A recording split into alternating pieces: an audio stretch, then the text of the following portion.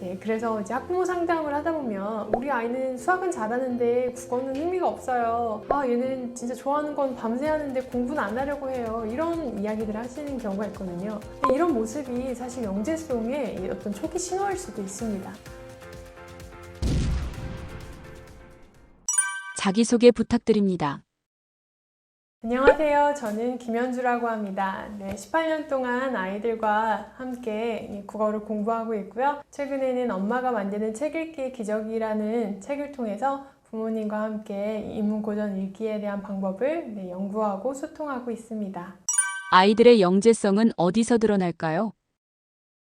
네. 부모님들과 상담을 해보면요. 영재라면 성적이 당연히 좋아야지 않냐 이런 궁금증을 가지고 계신 분들이 많이 계십니다. 이 질문 속에는 성적이 곧 아이의 능력을 드러내주는 지표로 삼고 있는데 성적이 평균 이하라면 특별한 가능성이 없다라는 불안이 동시에 숨어져 있습니다. 근데 저는 이런 분들을 보면요. 영재는 과정 속에서 드러나는 힘이 훨씬 더 많다 이런 이야기를 해드립니다. 성적은 말 그대로 주어진 과제를 얼마나 잘 수행했는가의 결과입니다. 시험 유형에 익숙하고 문제풀이에 반복적으로 훈련된 학생일수록 높은 점수를 받을 가능성이 큰 거죠. 반면에 영재성은 훨씬 더 깊은 내면의 과정에서 나타납니다. 예를 들어 어떤 아이는 수업 시간에 산만해 보이지만 자기가 흥미를 느끼는 이 실험 시간이 되면 몇 시간이고 몰두하는 이 경우가 있거든요. 친구들이 다 집에 간 뒤에도 혼자 실험 노트를 적으면서 왜 이런 결과가 나왔을까 끊임없이 탐구하는 학생들이 있습니다. 이런 학생들을 보면은 겉보기에는 보통 학생일지 몰라도 뇌과학적으로는 이 집중 회로가 흥미 자극에 따라서 굉장히 활발히 움직이는 유형입니다. 그래서 인간의 집중력과 이 동기부여는 흥미와 이 보상 회로가 밀접하게 연결되어 있는데요. 즉 내가 좋아하는 주제일 때 집중력이 폭발적으로 높아지고 이 과정이 반복될 때 창의성과 탐구성이 길러진다고 보는 거죠. 그래서 이런 과정이 사실 영재성의 본질에 훨씬 가깝습니다. 교실에서 보는 아이들 중에 시험 기간이 다가오면 평소 조용하던 아이가 갑자기 집중력을 발휘해서 성적이 오르는 경우도 있고요. 반대로 평소에는 탐구력이 뛰어나고 창의적인 아이지만 시험에서는 실수를 반복해서 기대 이하의 점수를 받기도 합니다. 근데 많은 부모님들이 이 성적이 좋지 않은 후자 아이를 두고 얘는 머리는 좋은데 노력이 부족해요 이렇게 이야기하시는 경우들이 있습니다. 하지만 실제로는 이 노력이 부족한 게 아니라 이 평가 방식이 아이의 뇌 작동 방식과 맞지 않는 경우가 훨씬 많습니다. 그래서 영재들은 종종 이 문제 정답보다는 문제 본질에 더 관심을 갖게 됩니다. 이 단답형 평가에서는 점수를 읽지만 이 탐구과제에서는 더 탁월한 통찰의 결과를 보여주는 가능성이 많죠. 그래서 심리학자 캐롤 드웩은 성적은 아이의 지능을 측정하는 게 아니라 현재 학습 시스템에 얼마나 잘 적응됐는가를 보여주는 지표라고 말하는 것이 있습니다. 그리고 영재성이란 거는 적응이 아니라 탐구에서 드러나기 때문입니다.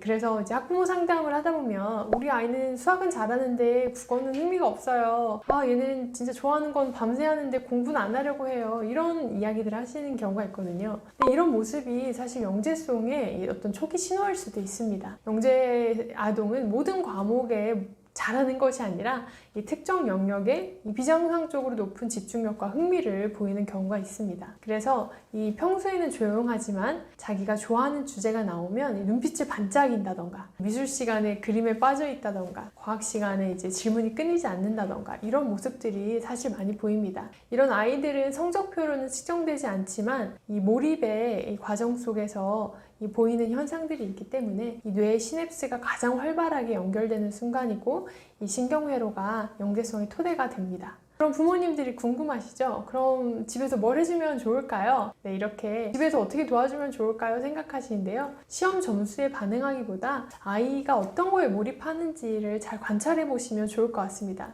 어떤 주제에 유난히 몰입해 있는지, 또 스스로 자기가 찾아보거나 실험하고 싶어하는 주제가 있는지, 또 잘 안 되는데도 또 다시 시도해보고 싶어하는 분야가 있는지 이런 기준으로 아이를 살펴보시는 것이 중요합니다. 이런 질문의 답을 찾고 찾고 계신다면 이 아이의 영재성이 어떤 부분에 있는지를 점점 발견하게 되실 거라고 생각합니다. 그래서 사실은 아이가 자신의 지식의 경계를 넘어서 새로운 세계를 탐험하고 상상 속에서 문제를 해결하고 타인과의 생각을 만나게 되는 이 경우가 있습니다. 이렇게 사고가 확장되는 과정이 영재성을 키우는 뇌 훈련이기 때문에요. 집에서 다양한 분야의 책을 읽히도록 도와주시는 것도 좋습니다. 네, 노벨상 수상자 리처드 파인만은요, 나는 점수를 얻기 위해 공부하지 않았다. 세상이 어떻게 돌아가는지 알고 싶었을 뿐이다 라고 말했습니다. 우리 아이들에게 필요한 것도 바로 이 알고 싶다는 열정입니다. 네, 성적은 일시적으로 나타나는 결과지만요, 호기심은 평생의 자산이 돼주거든요. 그래서 부모님이 이 결과 대신 과정을 봐주고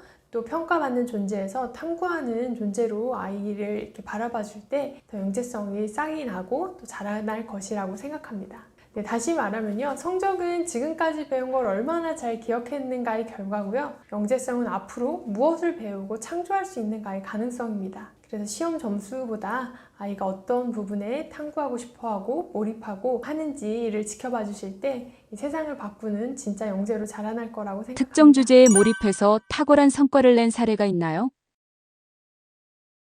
세상에 움직이는 1% 사람들을 보면요, 학창 시절에 성적이 뛰어난 경우보다 평범했거나 그 이하였던 사람들이 많이 있는 걸 볼 수 있습니다. 그 지구 IT 기술 역사상 한 획을 그었다고 한 이 스티브 잡스도요, 성적표로만 보면 평범하거나 오히려 문제아에 가까웠다고 하잖아요. 그래서 스티브 잡스는 고등학교 시절에 선생님을 난감하게 만들 정도로 좀 산만했다고 사실 나와 있습니다. 그래서 이 수업 중에 농담을 하기도 하고 자기가 하고 싶은 말이 있으면 손들지 않고 이야기했다고도 하죠. 그래서 성적은 늘 중간 정도였지만 호기심의 깊이는 누구보다 뛰어났다고 합니다. 하지만 그가 집중할 때는 정말 세상이 멈추는 것 같이 몰입했다고 하는데요. 한 번은 이 잡스가 전자부품을 만지다가 전류가 흐르는 구조를 이해하게 되자 밤새워서 직접 회로를 만들어서 실험해 봤다고 합니다. 그래서 나중에 애플을 창업했을 때도 이러한 집중력으로 이 직원들에게 이렇게 말했다고 합니다. 나는 완벽할 때까지 집요하게 파고든다. 남들은 미쳤다고 하지만 이게 나의 일하는 방식이다.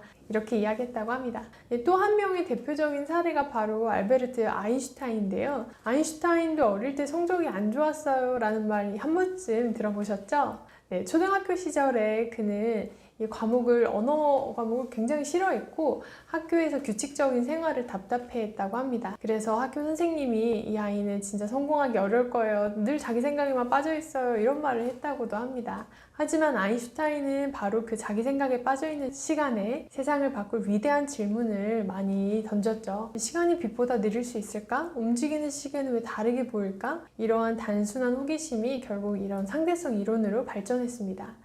그래서 아인슈타인은요, 나는 특별히 똑똑하지 않다. 단지 끈질기게 생각할 뿐이다. 이렇게 말했다고 합니다. 이 성적은 기억력을 또 영재성을 끈질긴 생각을 평가합니다. 그런데 여기까지 들으시면 우리 아이는 잡스나 아인슈타인처럼 그렇게 될 수 있을까요? 이런 생각이 드실 것 같습니다. 근데 저는 충분히 될 수 있다고 생각합니다. 단 전제 조건이 있는데요. 이 성적의 기준이 아닌 몰입하는 집요함을 발견해주는 부모님의 이 눈빛입니다. 아이들이 뭔가 이렇게 몰입하고 있을 때 이게 뭐가 되겠어? 라고 생각하죠. 근데 이제 잡스 부모님이나 아인슈타인 부모님처럼 하루 종일 이 기판을 만지작거릴 때도 말리지 않고 대신 끝까지 해봐라 라고 격려해 줬습니다. 그래서 음악에 몰두하던 이런 그 아인슈타인 어머니도 아들에게 잔소리 대신에 아무리 수학을 못해도 바이올린만 포기하지 말아라 이렇게 이야기하셨다고 합니다. 이런 격려 속에서 이 영재들이 리듬감과 논리감을 동시에 기르고 그것이 이 수학적 사고의 토대가 되어줬다고 생각합니다. 저도 아이들을 가르칠 때 이런 이 영재 아이들의 공통점을 느끼는데요. 어떤 정답을 맞추는 것도 즐거워하지만 왜 그런지를 궁금해합니다. 예를 들면 이 사과가 떨어지는 거는 어떤 중력 때문이다 이런 이야기를 할 때 보통 아이들은 그렇구나 하고 넘어가는데 영재 아이들은 근데 왜 달은 떨어지지 않아요? 이런 자기만의 이 과정에서 생각들을 물어보기도 하죠. 그래서 성적은 교과서를 얼마나 잘 외웠냐 이런 걸 보여주지만 영재성은 세상을 얼마나 새롭게 보고 있느냐 이런 시야에서 드러납니다. 그래서 스티브 잡스가 이런 말을 남겼습니다. 당신이 진짜 좋아하는 일을 찾는 게 인생의 가장 중요한 숙제다. 그리고 그걸 찾았다면 절대 놓치지 마라. 네, 우리 아이에게 필요한 것은 높은 성적이 아니라 놓지 못할 만큼 좋아하는 무언가를 만나는 경험입니다. 그래서 그 열정 하나가 이 세상을 바꾼 천재들의 공통점이었습니다. 그리고 이 첫걸음은 부모가 그 몰입하는 순간을 믿고 지켜봐 주는 것에